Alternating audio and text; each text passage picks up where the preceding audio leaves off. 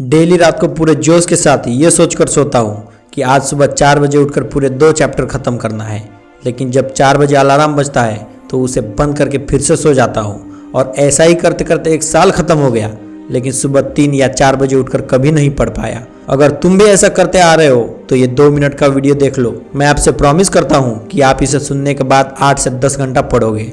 दोस्त, क्या तुम्हें अपने माँ बाप का त्याग नहीं दिखता है? क्या तुम्हें अपने माँ बाप का खून पसीना का मेहनत नहीं दिखता है? तुम्हारे माँ बाप तुम्हें कोई काम नहीं बताता है, वो ये सोचता है कि मेरा बेटा पढ़ाई कर रहा है, लेकिन तुम कमलों में घुसकर रील को स्वाइप और फोटो को लाइक करते हो और घंटों घंटों तक फोन को चलाकर थक जाते हो। फिर सोचते हो चलो कुछ देर पढ़ाई कर लेता हूँ, और फिर 1 से 1.5 घंटा पढ़ाई करने के बाद कॉपी किताब बंद कर देते हो।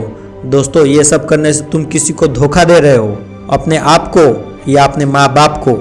एक बार अपने दिल पर हाथ रखकर सोचो, जब कोई तुम्हारे माँ बाप से पूछेगा कि तुम्हारा बेटा या बेटी इस बार एग्जाम दिया था तो कितना नंबर आया है, तो उस समय तुम्हारे माँ बाप क्या जवाब देंगे? क्या यही कहेंगे कि कम नंबर आया या फेल हो गया? तो ये बात बोलते तुम्हारे माँ बाप को कितना शर्म होगा, कितना इंसल्ट होगा, जरा सोचो। क्या तुम अपने माँ बाप के लिए इतना भी नहीं कर सकते कि गांव समाज में सर झुका के नहीं बल्कि गर्व से सर उठा के कहे कि मेरा बेटा या बेटी 95% लाया है? जब कोई दोस्त या रिश्तेदार वाले फ़ोन करके तुमसे पूछेगा कि तुम्हारा कितना नंबर आया तो उस समय क्या जवाब दोगे? ज़रा सोचो। उस टाइम तुम्हारे पास कोई जवाब नहीं होगा और फिर वही लोग बोलेंगे वो तो पढ़ाई करता ही नहीं था, आवारा की तरह इधर उधर घूमता था। जो भी नहीं बोलने वाले वो भी तुम्हारी बुराई करेंगे। उस दिन ये सब बात सुनकर क्या फील करोगे? कितना बुरा लगेगा?